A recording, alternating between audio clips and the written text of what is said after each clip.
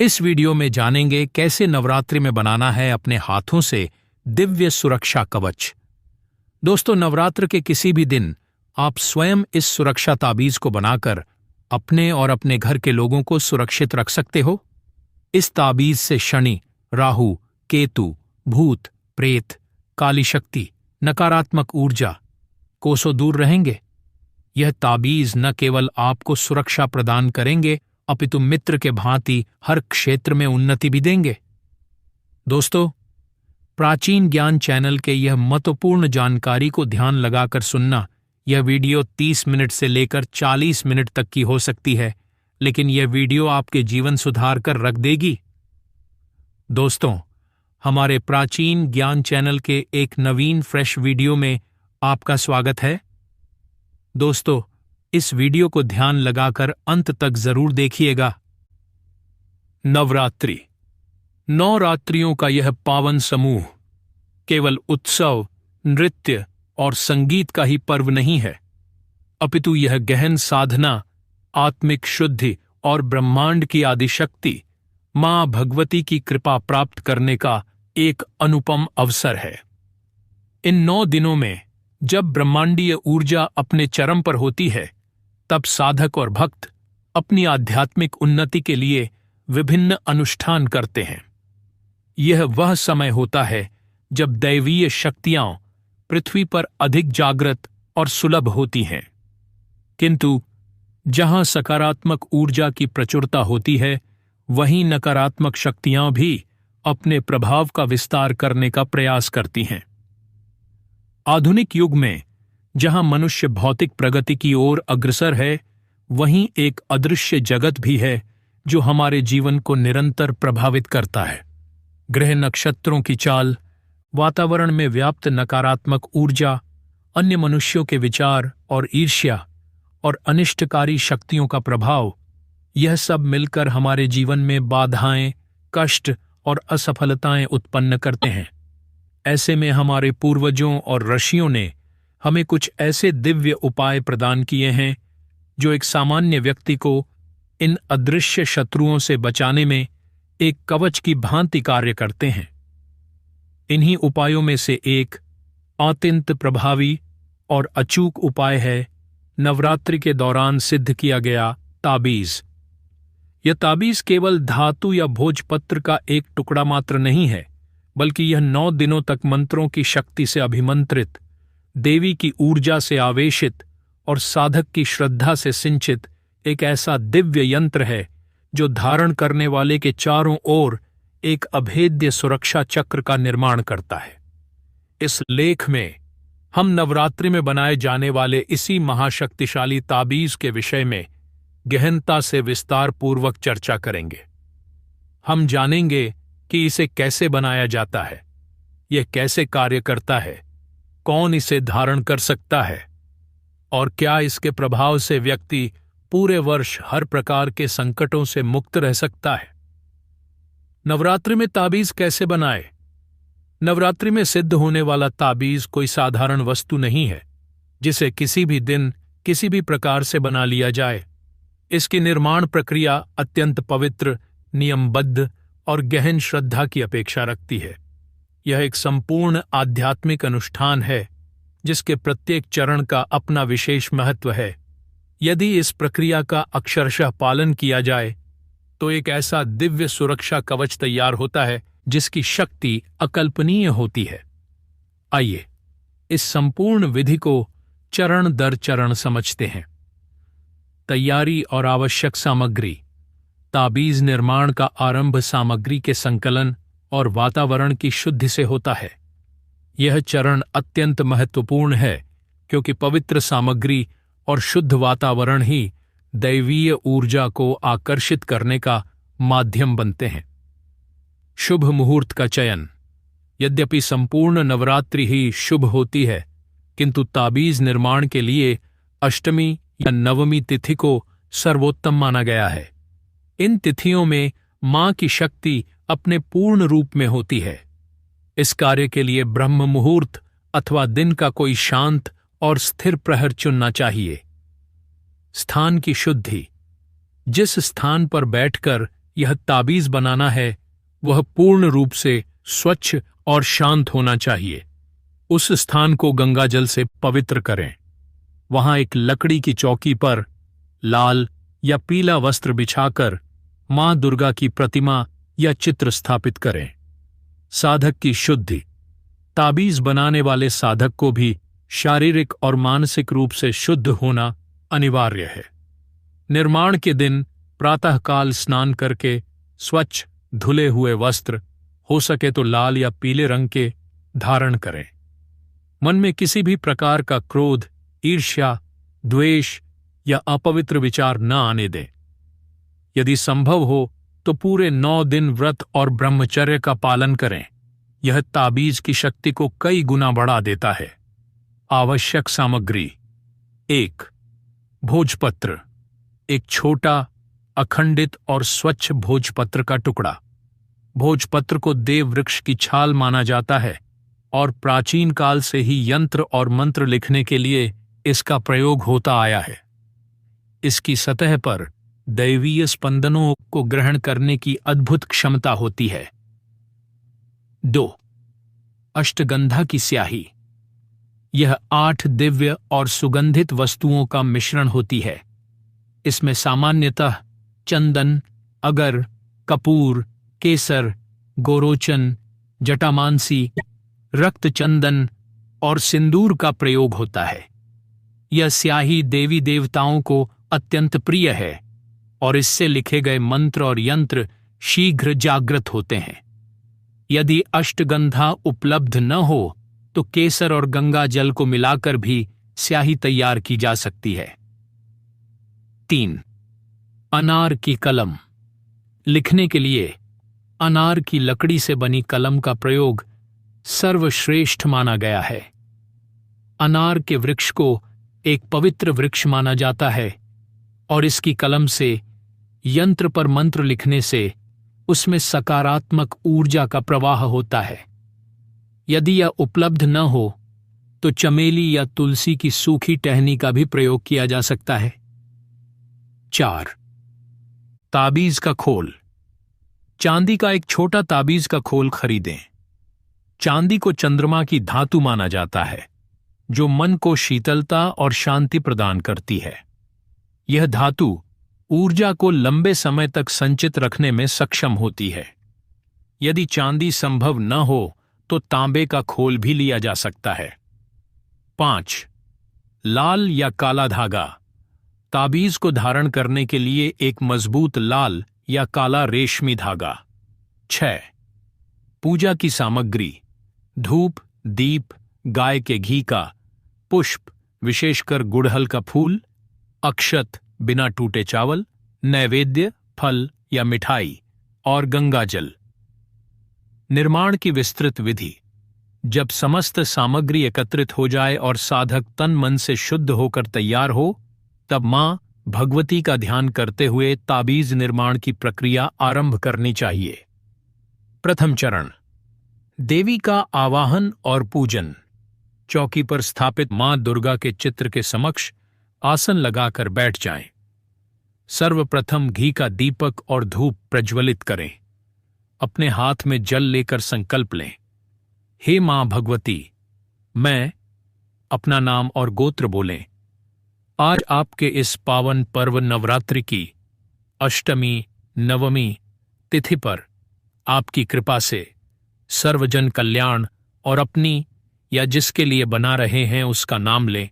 समस्त नकारात्मक शक्तियों से रक्षा हेतु इस दिव्य सुरक्षा कवच का निर्माण कर रही हूं। हे मां, इस कार्य को सफल बनाने की कृपा करें। ऐसा कहकर जल भूमि पर छोड़ दें।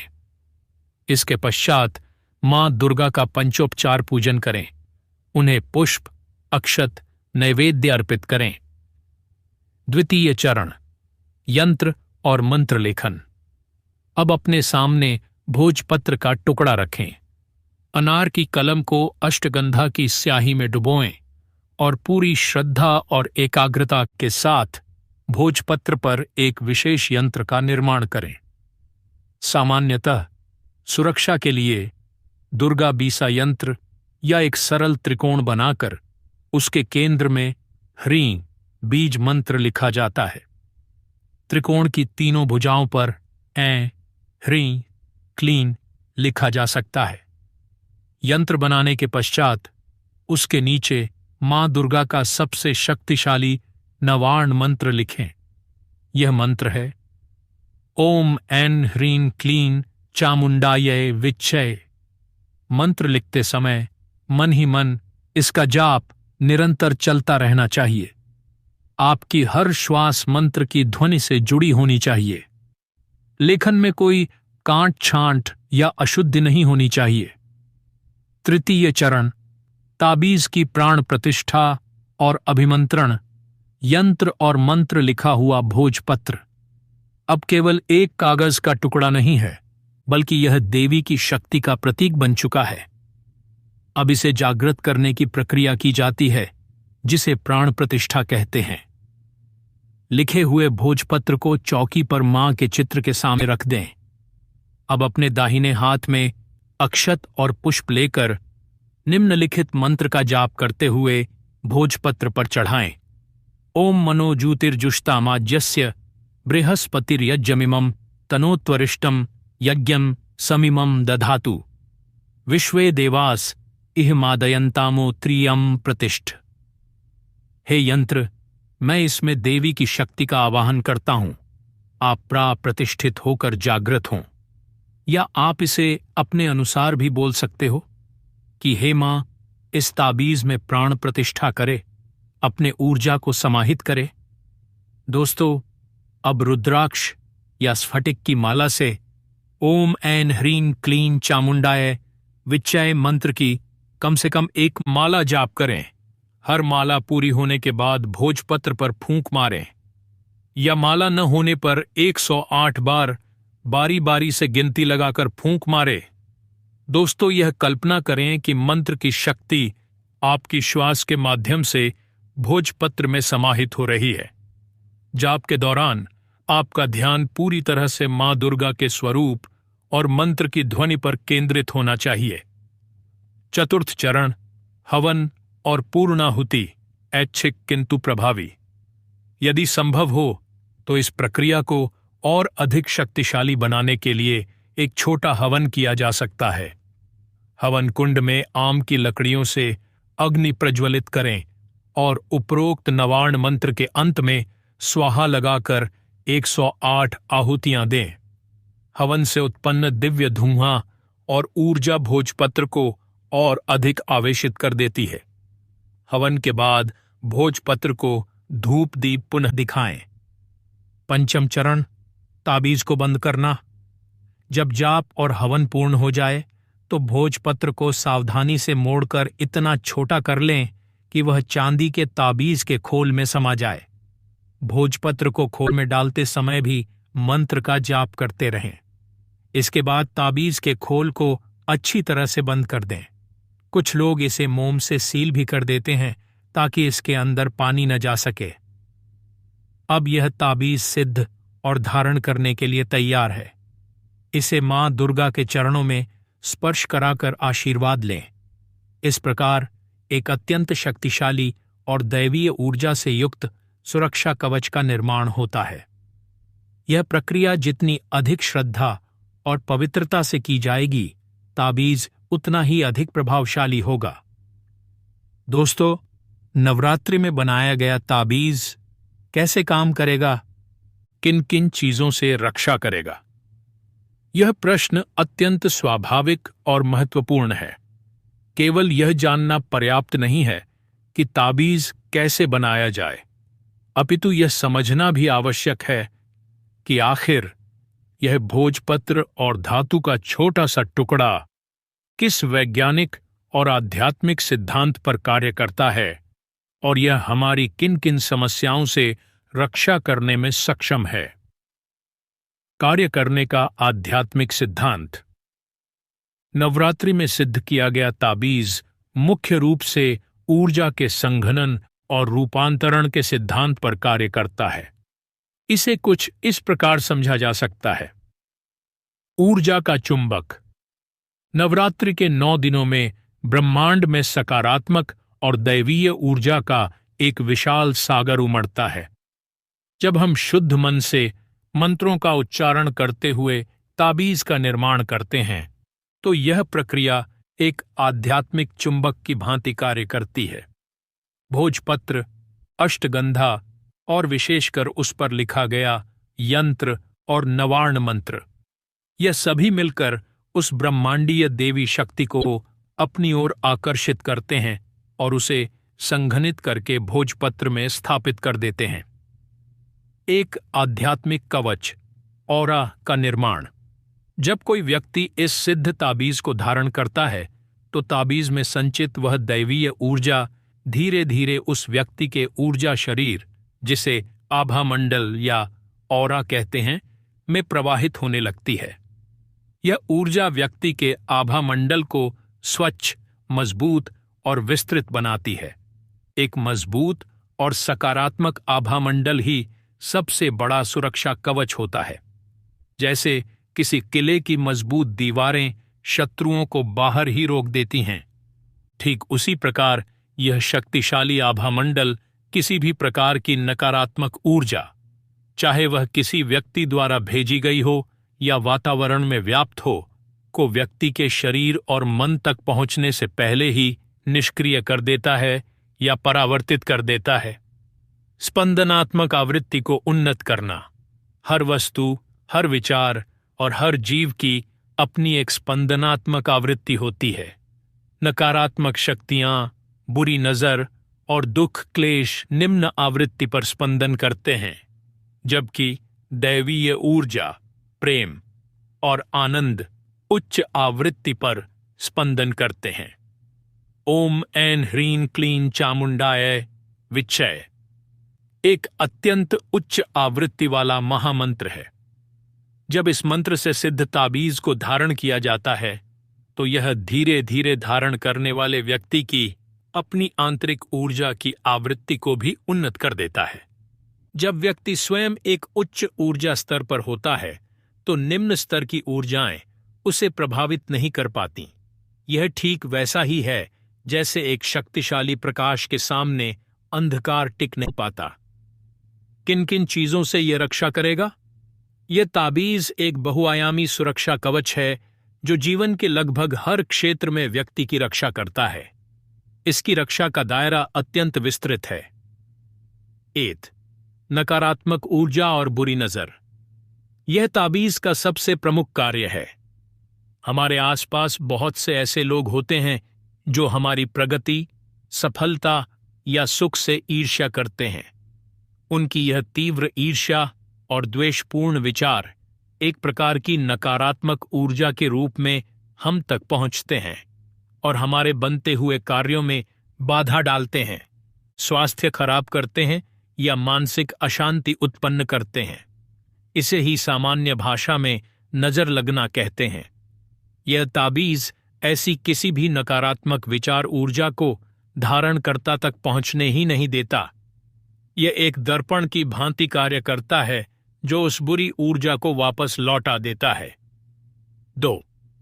काला जादू, तंत्र मंत्र और अभिचार कर्म। कुछ दुष्ट प्रवृत्ति के लोग दूसरों का अहित करने के लिए तांत्रिक क्रियाओं का सहारा लेते हैं। ये क्रियाएं अत्यंत घातक हो सकती हैं और व्यक्ति के जीवन को पूरी तरह से नष्ट कर सकती हैं। नवरात्रि में मां दुर्गा की शक्ति से सिद्ध किया गया यह ताबीज ऐसे किसी भी बाहरी तांत्रिक प्रयोग के विरुद्ध एक अभेद्य ढाल का काम करता है।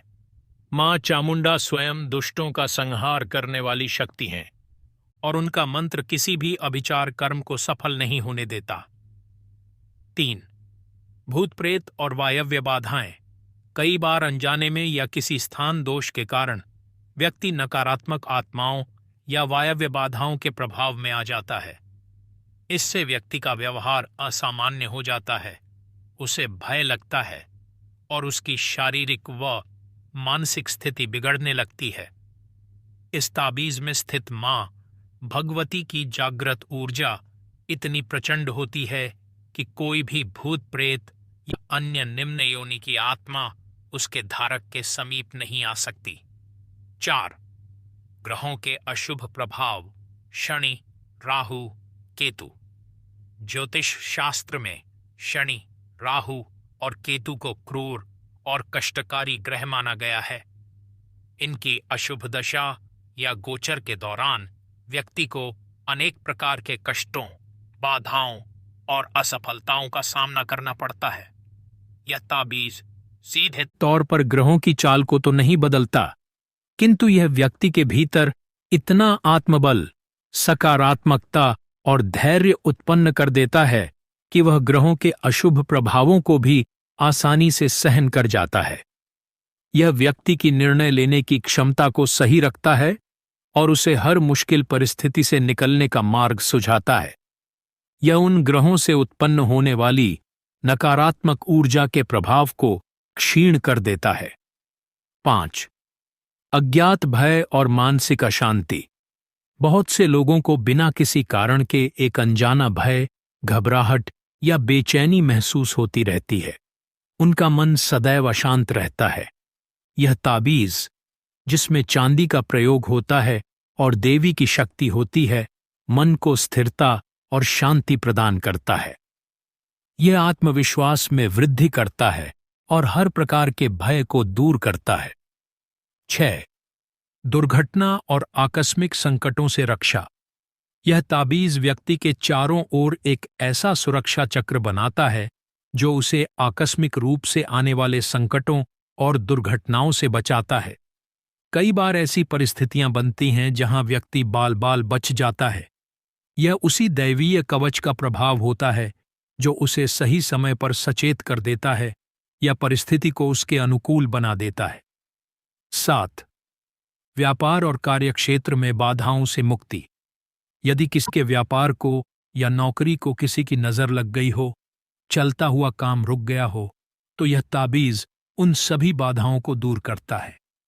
यह कार्यक्षेत्र में शत्रुओं से रक्षा करता है और उन्नति का मार्ग प्रशस्त करता है।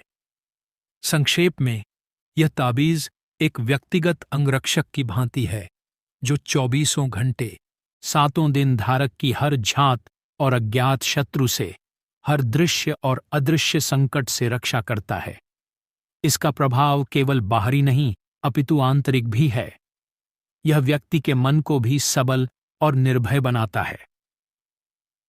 यह ताबीज कौन कौन पहन सकते हैं? यह प्रश्न अत्यंत प्रासंगिक है क्योंकि प्रत्येक दिव्य वस्तु को धारण करने के कुछ नियम और पात्रता होती है।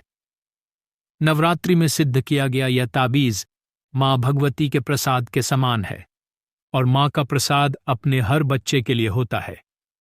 इसलिए सैद्धांतिक रूप से इस ताबीज को कोई भी व्यक्ति, चाहे वह किसी भी आयु, लिंग या वर्ण का हो, धारण कर सकता है, किंतु इसकी पूर्ण प्रभावशीलता के लिए कुछ बातों का ध्यान रखना आवश्यक है। पात्रता और योग्यता। इस ताबीज को धारण करने के लिए सबसे बड़ी और एकमात्र अनिवार्य योग्यता है श्रद्धा और विश्वास। यदि व्यक्ति के मन में मां भगवती के प्रति अटूट श्रद्धा है और उसे इस ताबीज की शक्ति पर पूर्ण विश्वास है, तो यह उसके लिए अमृत के समान कार्य करेगा। बिना विश्वास के इसे धारण करना केवल एक धातु का टुकड़ा गले में लटकाने जैसा होगा। आयु और लिंग। नवजात शिशु और बालक। छोटे बच्चों को बुरी नजर बहुत शीघ्र लगती है। उनके कोमल आभामंडल को नकारात्मक ऊर्जाएं तुरंत प्रभावित करती हैं। ऐसे में यह ताबीज उनके लिए एक अचूक रक्षक का कार्य करता है। इसे काले धागे में पहनाकर बच्चों के गले या कमर में धारण कराया जा सकता है। विद्यार्थी। जो बच्चे पढ़ाई में ध्यान केंद्रित नहीं कर पाते, बार बार बीमार होते हैं या जिन्हें परीक्षा का भय सताता है, उनके लिए यह ताबीज अत्यंत लाभकारी है। यह उनकी एकाग्रता बढ़ाता है और नकारात्मक विचारों से उनकी रक्षा करता है। युवा और वयस्क, चाहे पुरुष हो या महिला, हर किसी को अपने कार्यक्षेत्र, सामाजिक जीवन और पारिवारिक जीवन में अनेक चुनौतियों का सामना करना पड़ता है। शत्रुओं की ईर्ष्या, कार्य में बाधाएं और मानसिक तनाव आम बात है। यह ताबीज उन्हें इन सभी समस्याओं से लड़ने की शक्ति और सुरक्षा प्रदान करता है। वृद्ध व्यक्ति। बढ़ती आयु के साथ शारीरिक कमजोरी और अज्ञात भय भी बढ़ता है। यह ताबीज उन्हें मानसिक बल और स्वास्थ्य रक्षा प्रदान करता है। अतः इसे बालक, युवा, वृद्ध, स्त्री, पुरुष सभी बिना किसी संकोच के धारण कर सकते हैं। यह आत्मविश्वास में वृद्धि करता है और हर प्रकार के भय को दूर करता है। 6. दुर्घटना और आकस्मिक संकटों से रक्षा।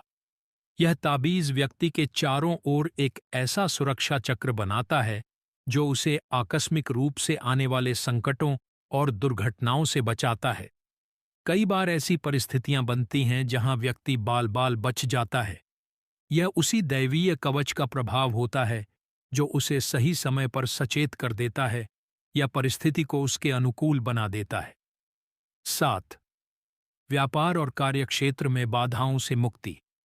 यदि किसी के व्यापार को या नौकरी को किसी की नजर लग गई हो, चलता हुआ काम रुक गया हो, तो यह ताबीज उन सभी बाधाओं को दूर करता है। यह कार्यक्षेत्र में शत्रुओं से रक्षा करता है और उन्नति का मार्ग प्रशस्त करता है। संक्षेप में, यह ताबीज एक व्यक्तिगत अंगरक्षक की भांति है जो 24 घंटे 7 दिन धारक की हर झात और अज्ञात शत्रु से, हर दृश्य और अदृश्य संकट से रक्षा करता है। इसका प्रभाव केवल बाहरी नहीं अपितु आंतरिक भी है। यह व्यक्ति के मन को भी सबल और निर्भय बनाता है। यह ताबीज कौन कौन पहन सकते हैं? यह प्रश्न अत्यंत प्रासंगिक है क्योंकि प्रत्येक दिव्य वस्तु को धारण करने के कुछ नियम और पात्रता होती है। नवरात्रि में सिद्ध किया गया यह ताबीज मां भगवती के प्रसाद के समान है और मां का प्रसाद अपने हर बच्चे के लिए होता है। इसलिए सैद्धांतिक रूप से इस ताबीज को कोई भी व्यक्ति, चाहे वह किसी भी आयु, लिंग या वर्ण का हो, धारण कर सकता है। किंतु इसकी पूर्ण प्रभावशीलता के लिए कुछ बातों का ध्यान रखना आवश्यक है। पात्रता और योग्यता। इस ताबीज को धारण करने के लिए सबसे बड़ी और एकमात्र अनिवार्य योग्यता है श्रद्धा और विश्वास। यदि व्यक्ति के मन में मां भगवती के प्रति अटूट श्रद्धा है और उसे इस ताबीज की शक्ति पर पूर्ण विश्वास है, तो यह उसके लिए अमृत के समान कार्य करेगा। बिना विश्वास के इसे धारण करना केवल एक धातु का टुकड़ा गले में लटकाने जैसा होगा। आयु और लिंग। नवजात शिशु और बालक। छोटे बच्चों को बुरी नजर बहुत शीघ्र लगती है। उनके कोमल आभामंडल को नकारात्मक ऊर्जाएं तुरंत प्रभावित करती हैं। ऐसे में यह ताबीज उनके लिए एक अचूक रक्षक का कार्य करता है। इसे काले धागे में पहनाकर बच्चों के गले या कमर में धारण कराया जा सकता है। विद्यार्थी। जो बच्चे पढ़ाई में ध्यान केंद्रित नहीं कर पाते, बार बार बीमार होते हैं या जिन्हें परीक्षा का भय सताता है, उनके लिए यह ताबीज अत्यंत लाभकारी है। यह उनकी एकाग्रता बढ़ाता है और नकारात्मक विचारों से उनकी रक्षा करता है। युवा और वयस्क, चाहे पुरुष हो या महिला, हर किसी को अपने कार्यक्षेत्र, सामाजिक जीवन और पारिवारिक जीवन में अनेक चुनौतियों का सामना करना पड़ता है। शत्रुओं की ईर्ष्या, कार्य में बाधाएं और मानसिक तनाव आम बात है। यह ताबीज उन्हें इन सभी समस्याओं से लड़ने की शक्ति और सुरक्षा प्रदान करता है। वृद्ध व्यक्ति। बढ़ती आयु के साथ शारीरिक कमजोरी और अज्ञात भय भी बढ़ता है। यह ताबीज उन्हें मानसिक बल और स्वास्थ्य रक्षा प्रदान करता है। अतः इसे बालक, युवा, वृद्ध, स्त्री, पुरुष सभी बिना किसी संकोच के धारण कर सकते हैं। धारण करने के नियम और सावधानियां। यद्यपि यह ताबीज सभी के लिए है, किंतु इसकी पवित्रता और ऊर्जा को बनाए रखने के लिए कुछ नियमों का पालन करना अत्यंत आवश्यक है। इन नियमों का पालन न करने से ताबीज की शक्ति धीरे धीरे क्षीण हो जाती है। 1. पवित्रता का ध्यान। यह ताबीज अत्यंत पवित्र और मंत्रों से सिद्ध होता है, अतः इसे धारण करने वाले को भी अपनी पवित्रता का ध्यान रखना चाहिए। शौच आदि के समय यदि संभव हो तो ताबीज को उतार दें या उसे अपवित्र स्पर्श से बचाएं। 2. अशुद्ध स्थानों पर ले जाने से बचें। श्मशान घाट या किसी ऐसे स्थान पर जहां मृत्यु हुई हो, वहां इस ताबीज को पहनकर जाने से बचना चाहिए। यदि जाना अनिवार्य हो तो वापस आकर ताबीज को गंगाजल से शुद्ध अवश्य करें। 3. मांस मदिरा का त्याग। जो व्यक्ति इस ताबीज को धारण करता है उसे मांस, मदिरा और अन्य तामसिक पदार्थों के सेवन से बचना चाहिए। तामसिक भोजन शरीर और मन की ऊर्जा को निम्न स्तर पर ले जाता है, जिससे ताबीज की उच्च दैवीय ऊर्जा के साथ उसका तालमेल नहीं बैठ पाता और उसका प्रभाव कम हो जाता है। 4. पूर्ण श्रद्धा और सम्मान। इस ताबीज को केवल एक आभूषण न समझें, यह देवी का जागृत स्वरूप है। इसके प्रति मन में सदैव सम्मान और श्रद्धा का भाव रखें। प्रतिदिन स्नान के बाद ताबीज को स्पर्श करके अपने इष्टदेव या मां दुर्गा का ध्यान अवश्य करें। 5. उतारकर न रखें। एक बार धारण करने के बाद इस ताबीज को बार बार उतारना नहीं चाहिए। इसे अपने शरीर का एक अंग मानकर सदैव धारण किए रहें। केवल विशेष परिस्थितियों में ही इसे उतारा जा सकता है। 6. सूतक पातक में परिवार में जन्म या मृत्यु के समय लगने वाले सूतक पातक के दौरान ताबीज को उतारकर पूजा स्थान पर रख देना चाहिए। सूतक काल समाप्त होने पर उसे पुनः गंगा जल से धोकर और मां दुर्गा का ध्यान करके धारण करना चाहिए। 7. अनैतिक कार्यों से दूरी। ताबीज धारण करने वाले व्यक्ति को झूठ, कपट, हिंसा और किसी भी प्रकार के अनैतिक कार्य से दूर रहने का प्रयास करना चाहिए। आपके सकारात्मक कर्म ताबीज की शक्ति को निरंतर बढ़ाते रहते हैं। जो भी व्यक्ति इन सरल किंतु महत्वपूर्ण नियमों का पालन करते हुए इस ताबीज को धारण करता है, उसे इसका पूर्ण और चमत्कारी लाभ अवश्य प्राप्त होता है। यह केवल एक सुरक्षा कवच ही नहीं, बल्कि व्यक्ति को एक अनुशासित और सात्विक जीवन जीने के लिए भी प्रेरित करता है। क्या यह ताबीज हर कोई बना सकता है? यह एक बहुत ही गंभीर और विचारणीय प्रश्न है।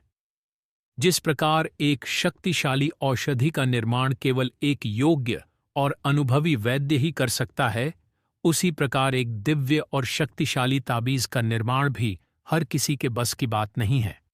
यद्यपि ताबीज बनाने की विधि सरल प्रतीत हो सकती है, किंतु इसकी सफलता विधि से अधिक बनाने वाले साधक की अपनी ऊर्जा, पवित्रता और साधना पर निर्भर करती है।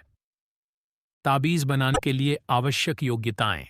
जो व्यक्ति इस ताबीज का निर्माण कर रहा है, उसमें कुछ विशेष गुणों और योग्यताओं का होना अनिवार्य है।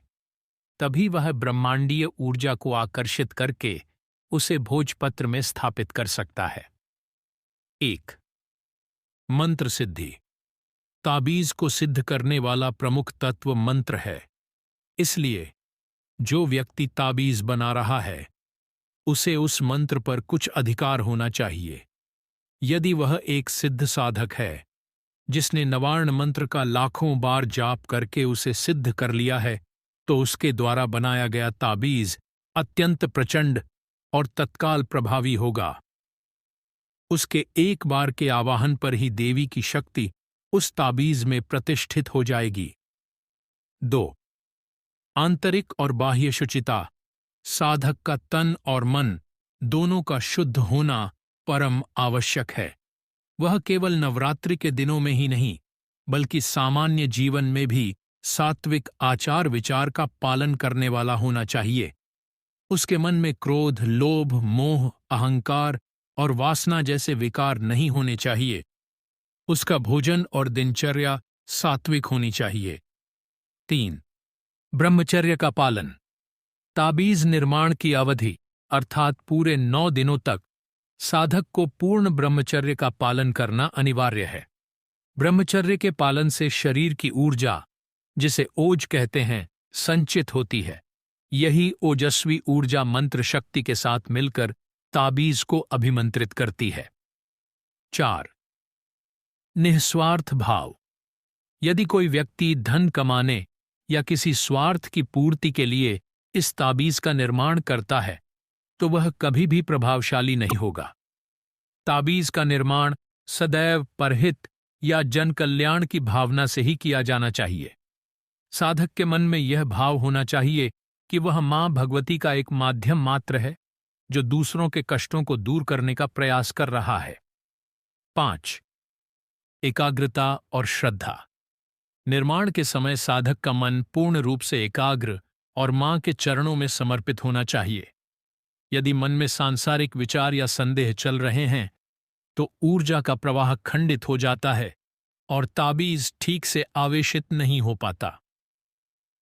सामान्य व्यक्ति द्वारा ताबीज निर्माण, संभावनाएं और सीमाएं। अब प्रश्न उठता है कि क्या एक सामान्य गृहस्थ व्यक्ति जो उपरोक्त सभी शर्तों को पूरा नहीं करता यह ताबीज बना सकता है? इसका उत्तर है हां, बना सकता है, किंतु कुछ शर्तों के साथ।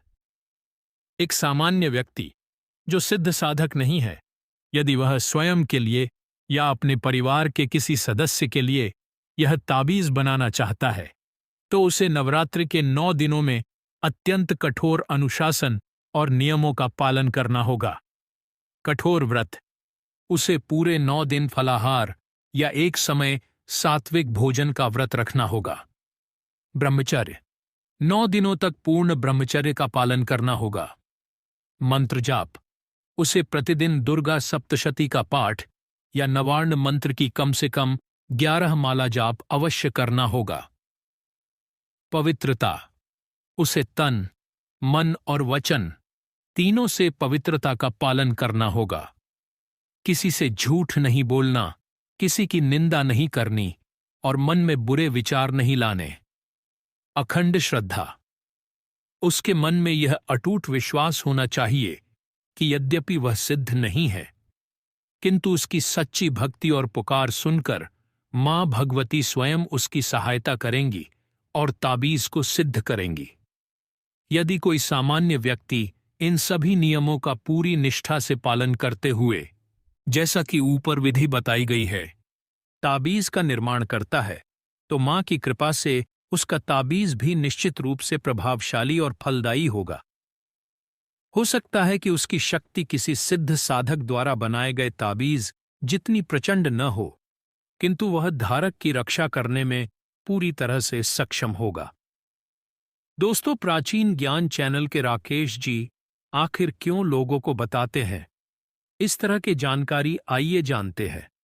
और दोस्तों, जानेंगे क्या यह ताबीज पूरे वर्ष आपको शनि, राहु, केतु, भूत, प्रेत, काला जादू और अन्य नकारात्मक शक्तियों से बचाएगा? यह प्रश्न 2 भागों में है और दोनों ही अत्यंत महत्वपूर्ण हैं।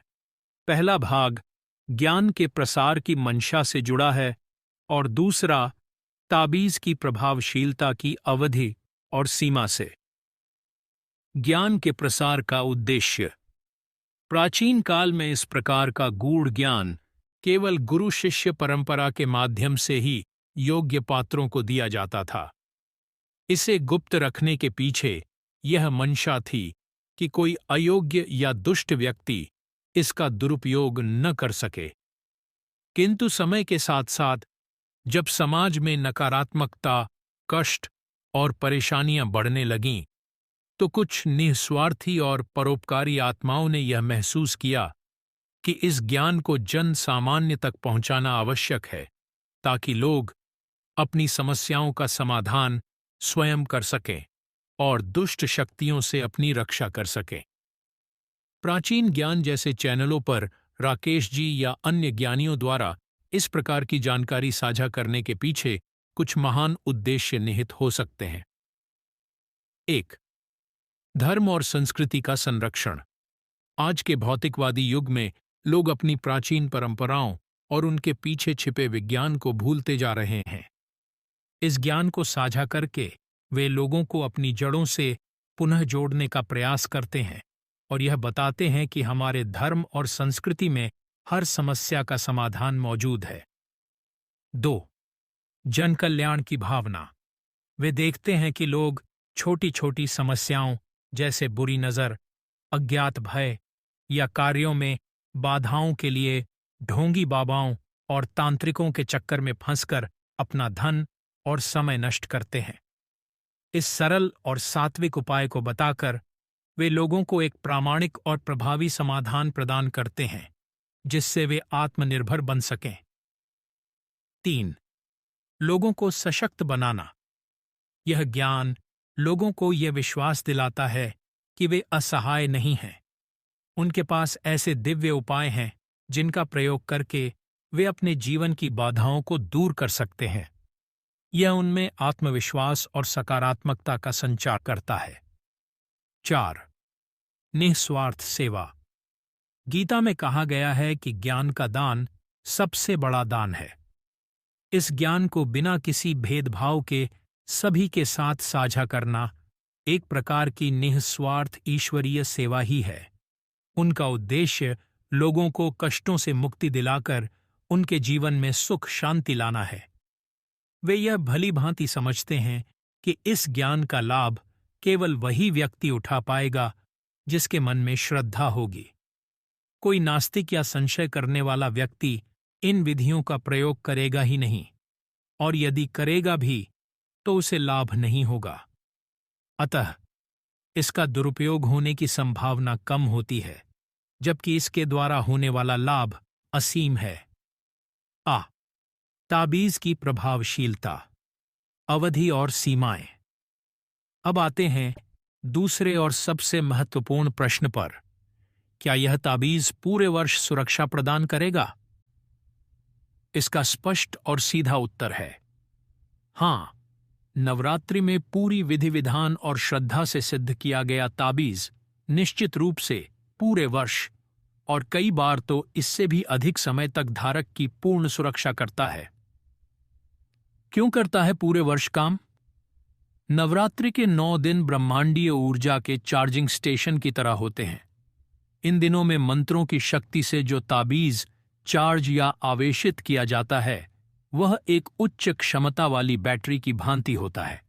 इसमें इतनी अधिक दैवीय ऊर्जा संचित हो जाती है कि वह धीरे धीरे पूरे वर्ष अपनी शक्ति का विकिरण करती रहती है और धारक के सुरक्षा कवच को बनाए रखती है। यह एक आध्यात्मिक वैक्सीन की तरह है जिसका असर लंबे समय तक बना रहता है।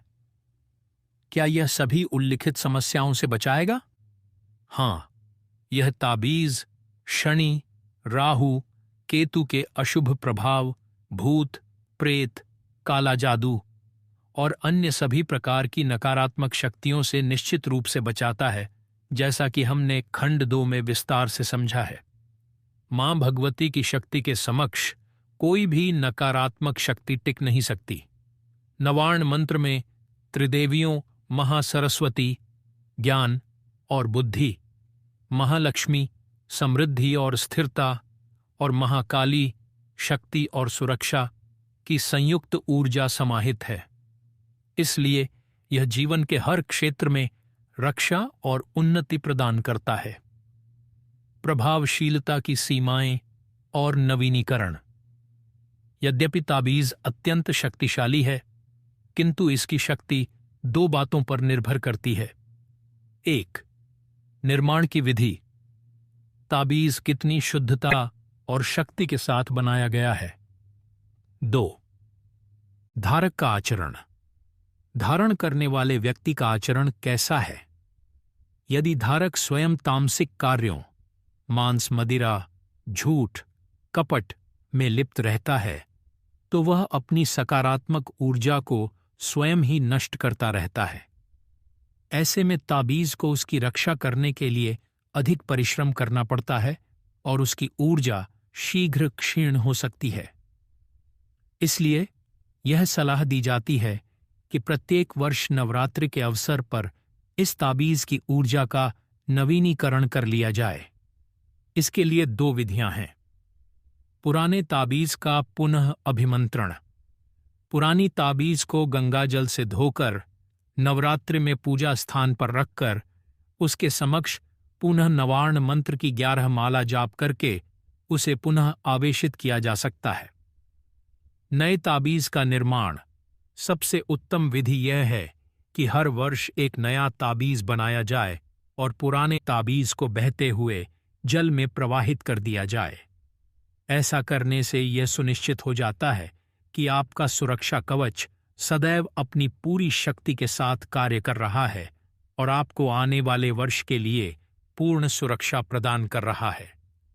अंतिम निष्कर्ष।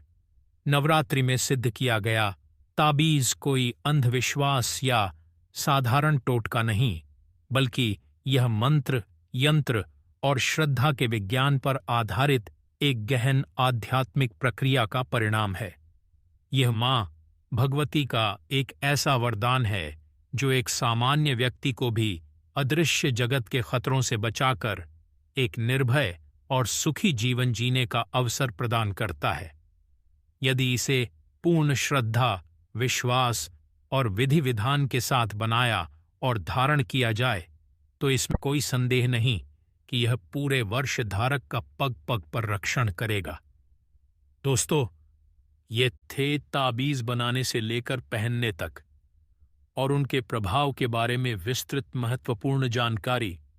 दोस्तों, इसी तरह के ज्ञानवर्धक जानकारी पाने के लिए हमारे चैनल प्राचीन ज्ञान को सब्सक्राइब कर बाजू में बने बेल के आइकन को दबा लीजिए, जिससे आने वाले हमारे नॉलेजेबल वीडियो आपको सबसे पहले मिल सके। धन्यवाद।